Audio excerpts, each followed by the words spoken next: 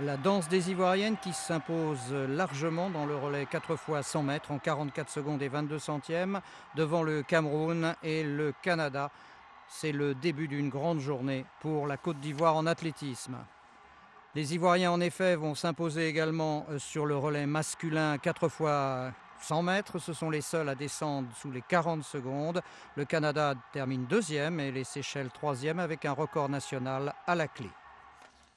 Et puis sur 110 mètres haies, c'est le Français Herkenrath qui va finalement s'imposer en 13 secondes et 74 centièmes devant le Canadien Kaba et un autre Français, Nicolas Borromée.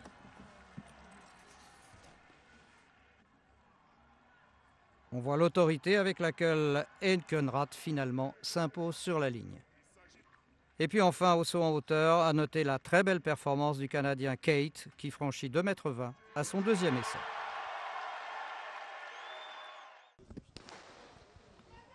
Sur 200 mètres en e-sport, domination totale de la Côte d'Ivoire.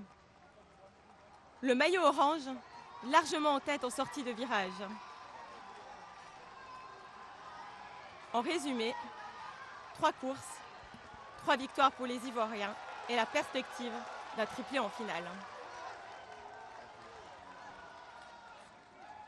Ça va être terrible, mais je promets que j'aurai une médaille. Tennis de table, en simple dame, victoire facile en 3-7 de la Vietnamienne Pham Thi To face à la Togolaise Lodina. Toujours en simple dame, la Djiboutienne Mansour s'incline face à la Tunisienne Hadj-Salah. Chez les messieurs, l'Uruguayen Kakovic triomphe du Cambodgien Supring. Enfin, victoire facile du Congolais Kaza face au Camerounais Vomo.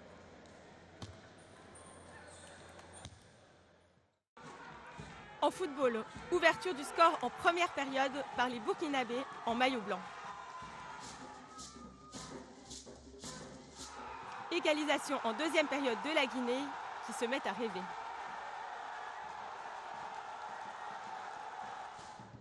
Mais le Burkina en fin de match s'impose, condamne les Guinéens et qualifie la Côte d'Ivoire pour les demi-finales.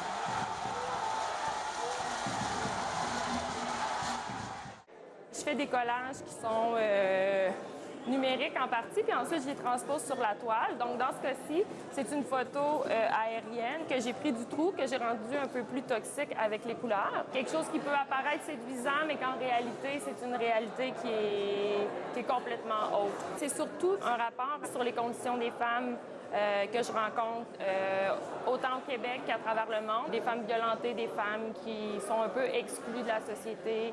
Fait que ce rapport-là, vraiment, d'essayer de donner une voix à celles qui en ont moins. Pour moi, la peinture est beaucoup un lieu d'échange, un peu un prétexte finalement aux rencontres. On se regroupe autour d'une œuvre, on en discute, on en parle. Fait que pour moi, c'est vraiment la rencontre vers l'autre, l'échange, voir aussi qu'est-ce qui se passe à l'étranger. Je m'inspire beaucoup des voyages, je m'inspire des gens que je rencontre. Donc, ça devient aussi une source, finalement, d'un bagage que je traîne avec moi qui va affecter possiblement la suite. Le Créateur a dit, il y aura des hommes blancs, des hommes rouges, des hommes noirs. Il y aura des hommes beaux, des hommes vilains, et tous seront égaux. Mais ce ne sera pas facile.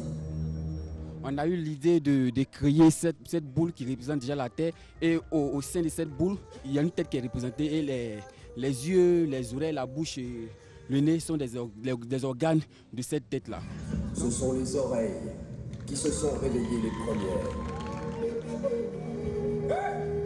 Vous n'attendez pas ce vacarme. On ne peut même plus dormir. Si on ne fait rien, comme les Magouillas, à force de se chamailler, les hommes vont tout détruire. Chaque organe, les oreilles, le nez, la bouche, tous ces organes représentent un personnage. On peut avoir des grandes oreilles et être sourd. Des personnages qui ont intérêt à s'entendre pour ne pas détruire la boule bleue, leur richesse commune.